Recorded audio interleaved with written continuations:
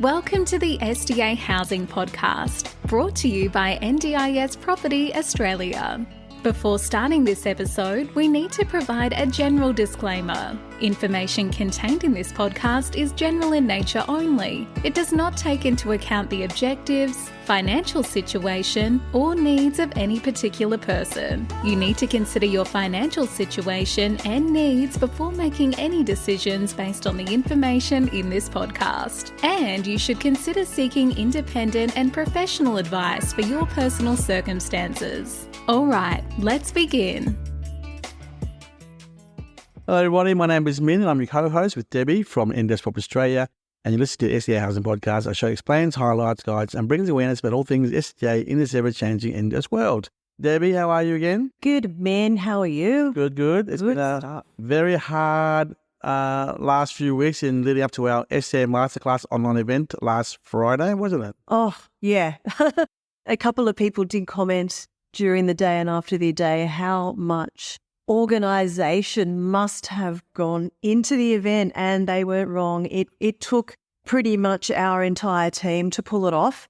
And yes, there was a huge amount of prep that went into everything about the day. It was probably about 4 to 5 months worth of marketing and advertising for the event.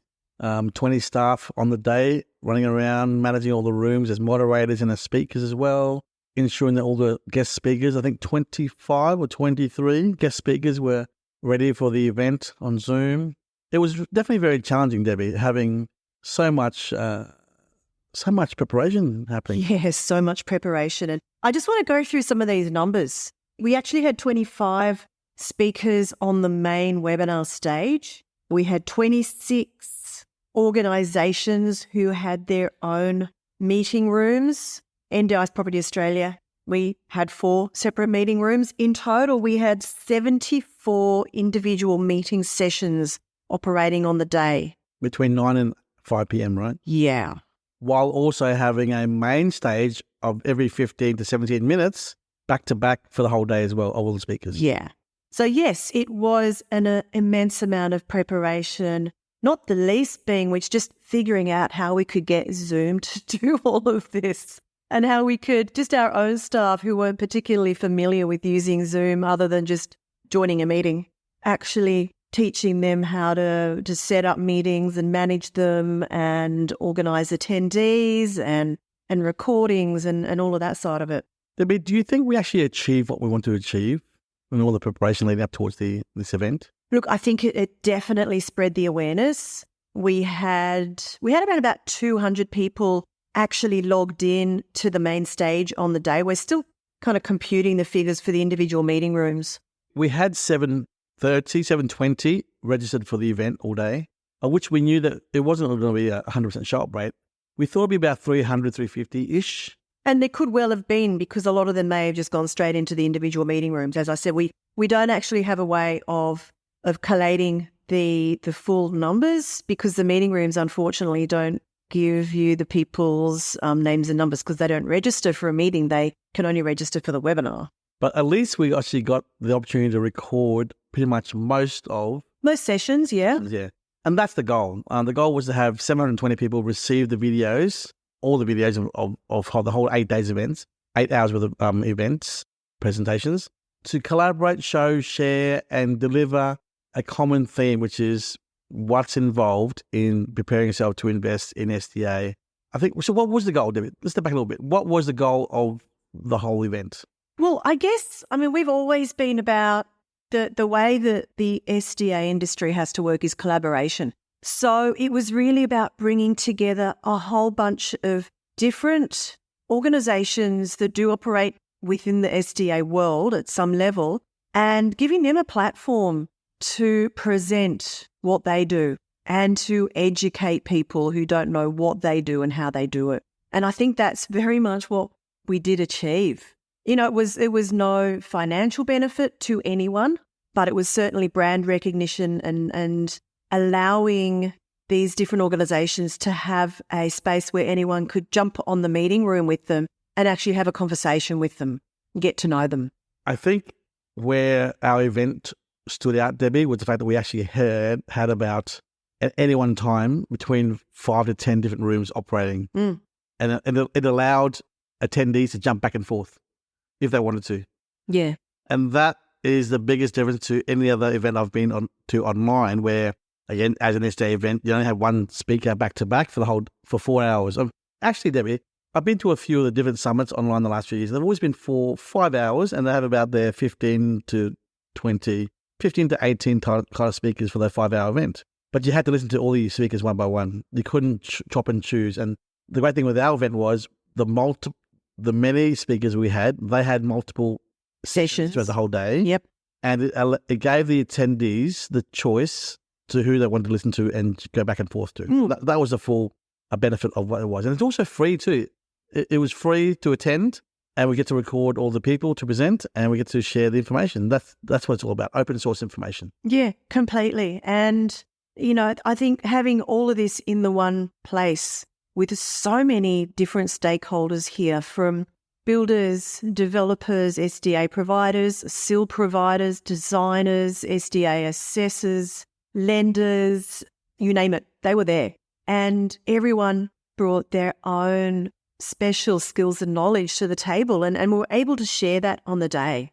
And the fact that whilst, yes, there might have been 4 or 5 or 6 or more sessions running concurrently, because they were recorded, the whole point is that the people who registered for this event will all get copies of everyone's recordings at the end of the day. So doesn't matter that they missed out on someone speaking because they also really wanted to join someone else who was on at the same time. Debbie, what sessions did you hold for the day? I ran a few in my own room, couple of sessions on SDA data. A brief version of the webinar we actually ran a couple of months ago, myself and Lenore. Josh also did a couple of presentations in my room on SDA 101 and with Rania on the stock. But I also had a couple of other rooms open. One of them was with Capital Claims, who are tax depreciation specialists. And of course, I had Brighter Living. Brad and Marzi was also joining him on both of those sessions to talk about what Brighter Living Australia do from an SDA provider perspective. I think it was really good for some of our staff like Lenore and Denise and Maddie and Courtney to step up and present in their own way their relevant topics, being respite, procurement services, feasibility work on project developments, and also data research. It's good for our attendees and other speakers to see the rest of our team who are actually active in the SDA world, to see another side of our team here, yeah. Yeah, for sure. And to understand the kind of different levels of knowledge and the breadth of knowledge, I guess, that we've got here in our team. Because we have a lot of stuff going on when we've got running 6 different brands, or 5 brands under the sort of NDIS housing banner, if you like. There's a lot of different areas to specialise in. Any topics or new ideas or new information you came away with from that day from other speakers, Debbie? Well, basically because I was so busy with what I was looking after, I didn't really get a chance to jump in on any of the other speakers' rooms, unfortunately. Of course, the capital claims meeting with Mark on tax depreciation was a brand new topic, and we're actually going to be doing a podcast with him, I believe, very soon to talk more about that, because that's kind of a new area for us in terms of educating our investors on the tax depreciation that they should be aware of, the schedules that they should be taking account of for their tax purposes on SDA investment properties. So that was a little new. Obviously, we know Brad very well, and he's spoken at both of our other masterclasses, in-person masterclasses. But I'm actually looking forward to, when I get a bit of a chance, watching some of the other videos that we have got from some of the other speakers that we haven't really showcased before on any of our platforms. Mehul Shah, Kira Nicholson, who is a building designer, and they do a lot of sort of consultation work there. Tim White, a fabulous SDA builder down in the central north, mid New South Wales coast. Richard Williams, there's a bunch of people. Cara, Matt Garmany, Jude, Choi from Verso, John from My Solace who had to step in for Cheryl. She wasn't available to talk about the Aspire Hub and My Solace platform. So there's a bunch of different really good speakers there and organisations that I definitely want to catch up and find out more about what they do.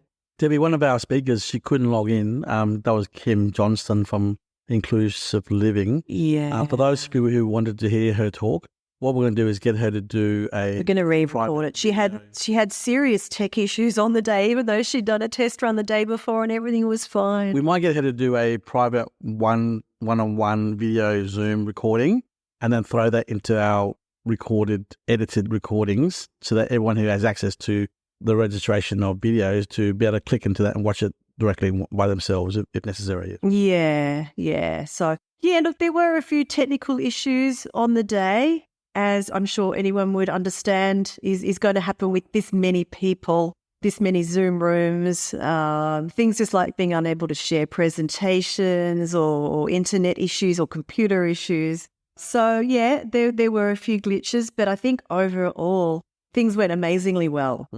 I think next year, Debbie, I would love to do something bigger than this. Maybe 1,000 people register in June, July. Hopefully we can do something like that. I think Debbie's shaking her head here. She's saying there's too much hard work, but I think it'll be fine, Debbie.